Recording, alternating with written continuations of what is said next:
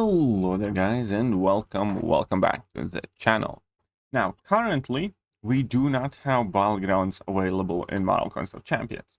However, it is also kind of like a perfect time to fall back, hoard some resources, and perhaps even potentially do some rank ups for the future. Now obviously a lot of your Battlegrounds deck and strategy and approach to Battlegrounds will be dependent on whatever meta comes out with, upon Kabam comes out with. That means how big the health pools are, that means what nodes are we going to have to deal with, but at the same time, I know for a fact that there are some champions that I have used pretty much in every meta, or almost every meta, and some champions that I personally consider to be Battleground staples.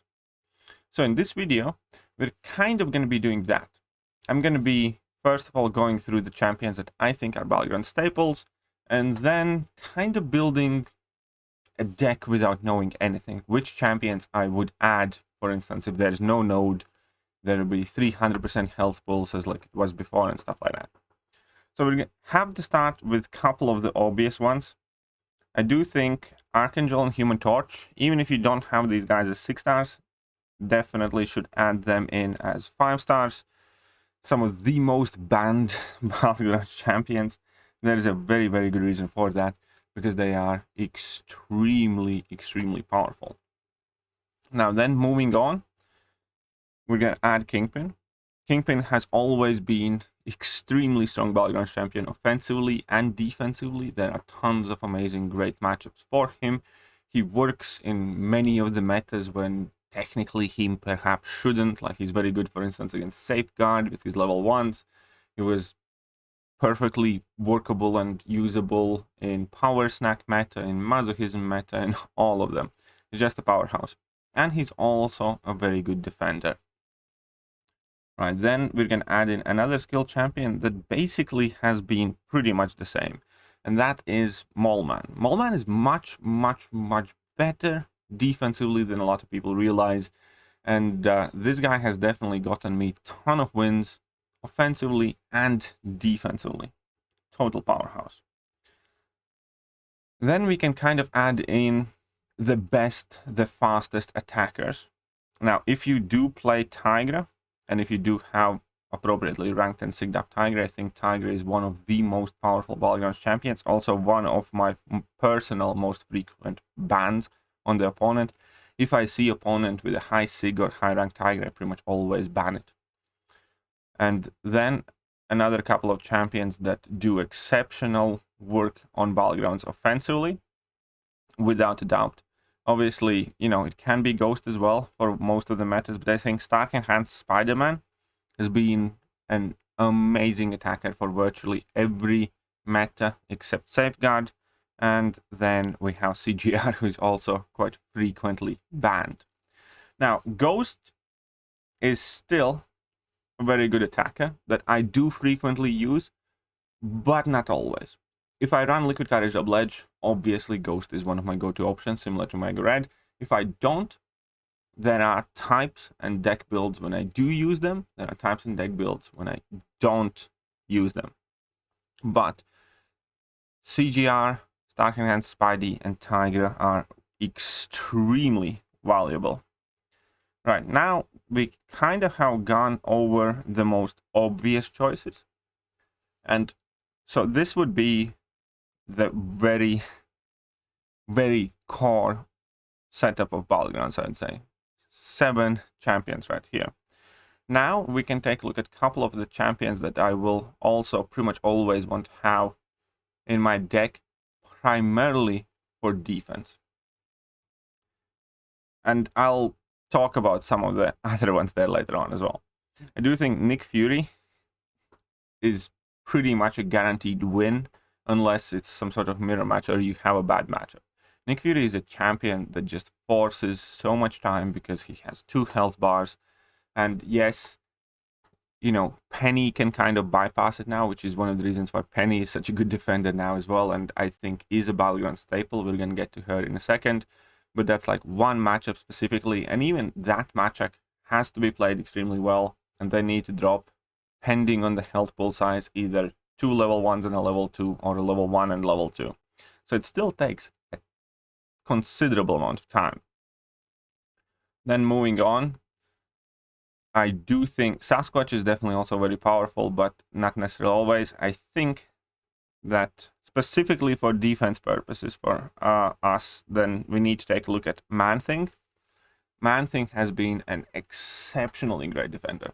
Now, some of the reasons why Man-Thing is so amazing: number one, huge health pool. Number two, it's quite hard to damage Man-Thing effectively because Man-Thing reduces the damage he takes from critical hits.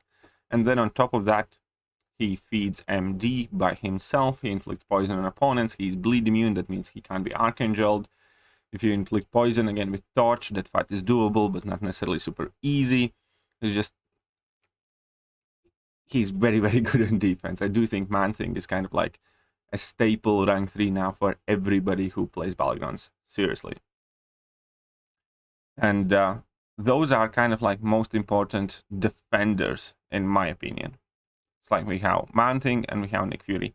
Obviously, there are many, many more champions that are exceptionally well, both as attackers and defenders, and then I typically like to include. And one of them is Toad. Toad, again, is really cool because he's poison immune, so he can't, for instance, be archangeled. He inflicts poisons on opponents, so without a poison immune champion, he can be troublesome to fight. He does have the ability to stun poison immune champions, so even if you bring in a good counter, he can get stunned.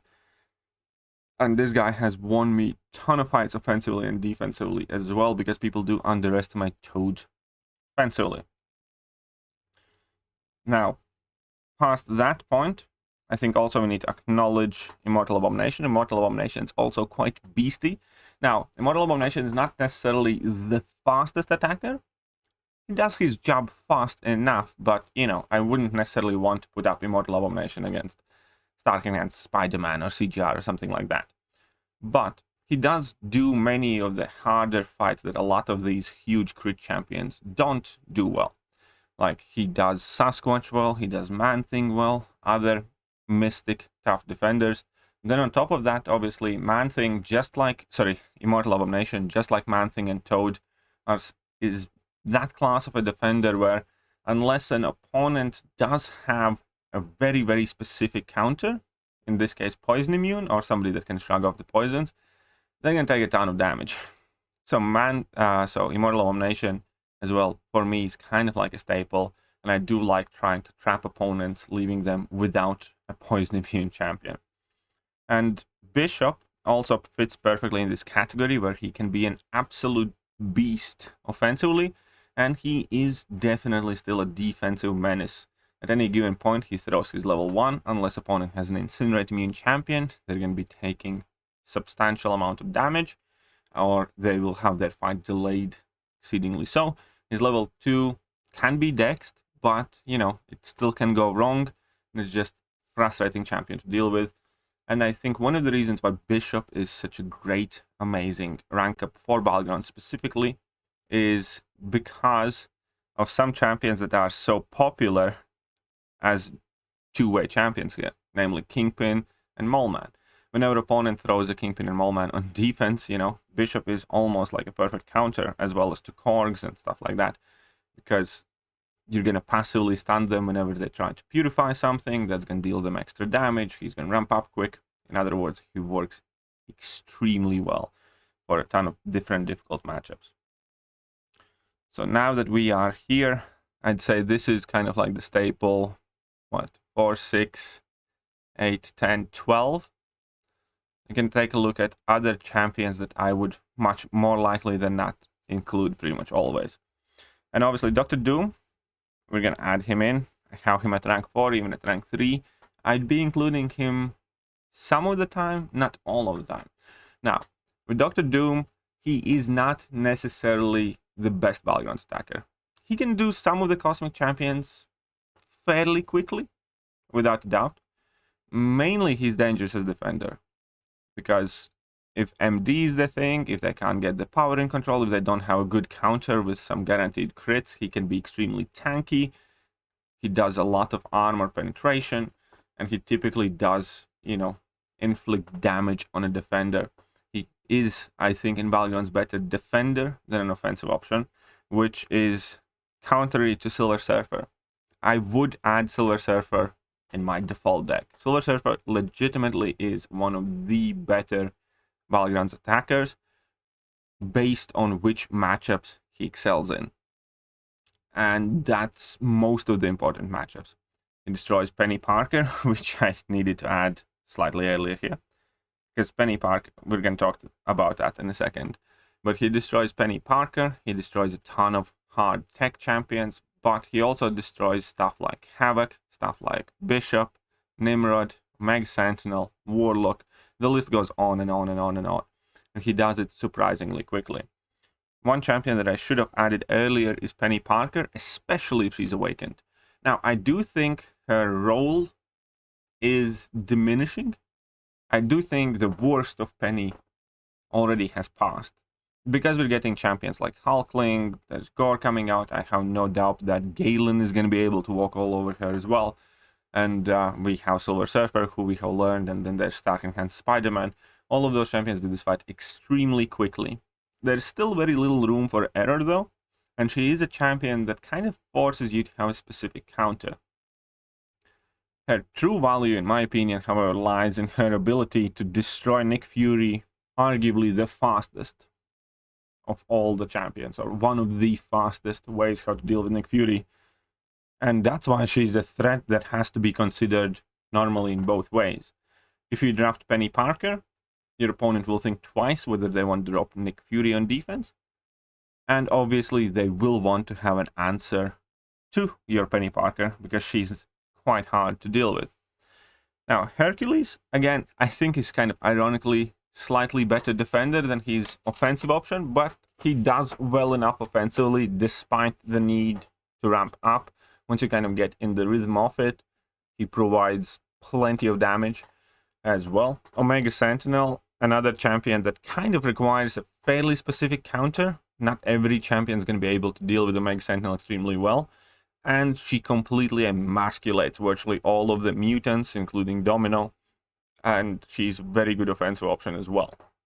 Then Nimrod, again, he's surprisingly good attacker outside of mutant matchups. Like, I have used a ton of times Nimrod against Immortal Abomination, or a whole bunch of different champions. You just need to be aware of how his rotations work.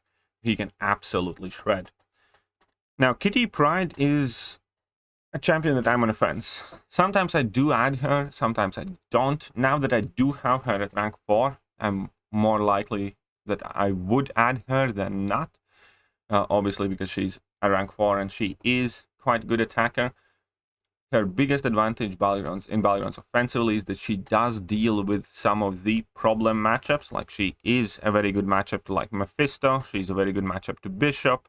She's a very good matchup to a couple of other fights like Kingpin and Mallman, for instance.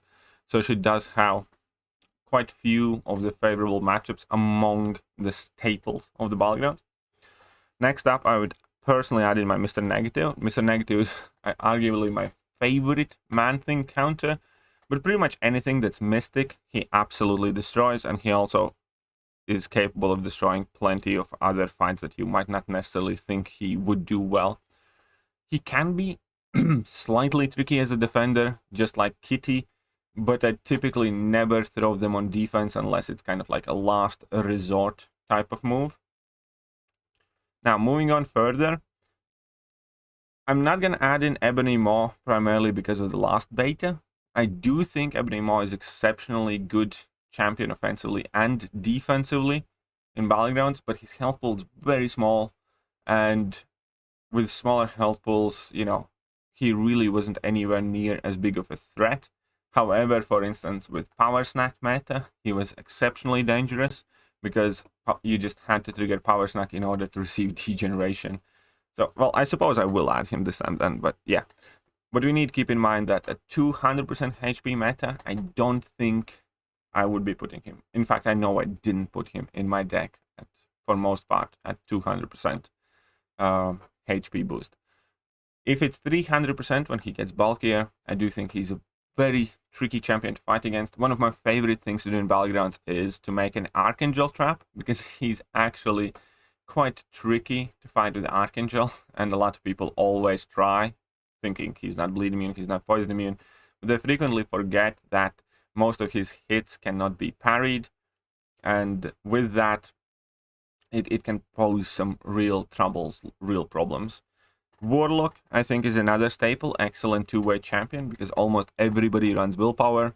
In 200% HP meta, I don't think he was as dangerous as he was in the 300% one, but overall, obviously, he does answer exceedingly well to a ton of mutant fights, a bunch of other fights. He's not necessarily the quickest finisher, but however, he's always quite a safe option.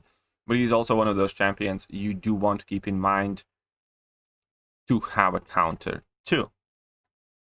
And then there are a bunch of other champions, like Mephisto is somebody that I do personally prefer, because he manages to stall the fight very well. But when it comes to using King Groot, Mr. Fantastic, Omega Red, America Chavez, Hulk, Mojo, Killmonger, all of these champions can be very, very good defenders. In case of King Groot, also decently good attacker, but it really does depend on nodes and health pools and everything else.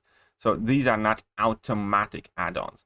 I think out of all the Mystic champions that we consider as extremely dangerous defenders, I think Mojo is my least favorite to add in, because he's metal, he's not bleed or poison immune, doesn't deal with torch in any kind of way, and he's kind of like the food for the biggest, fastest attackers quite often. So if anything, Mojo is the one that I use least frequently.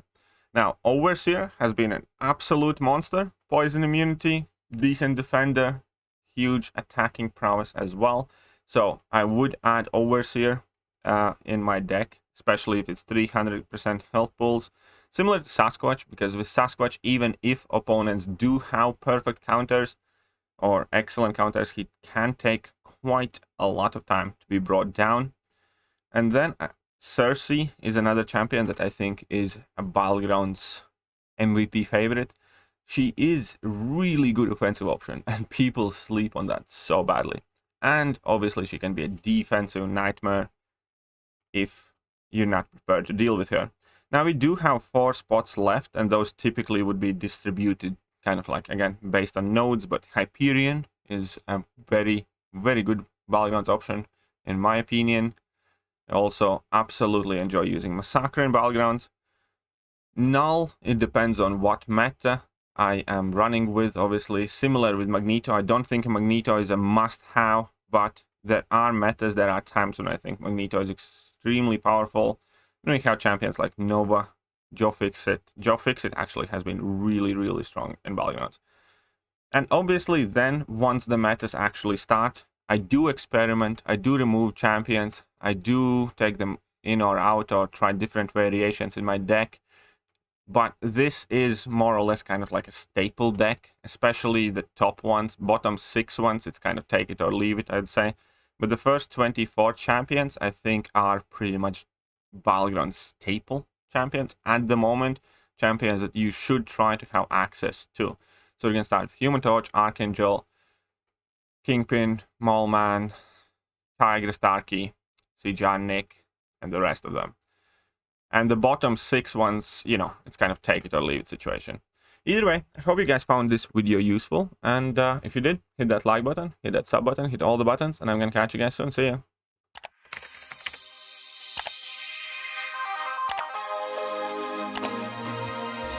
Hello there guys, and welcome back to the channel. So we have all the information about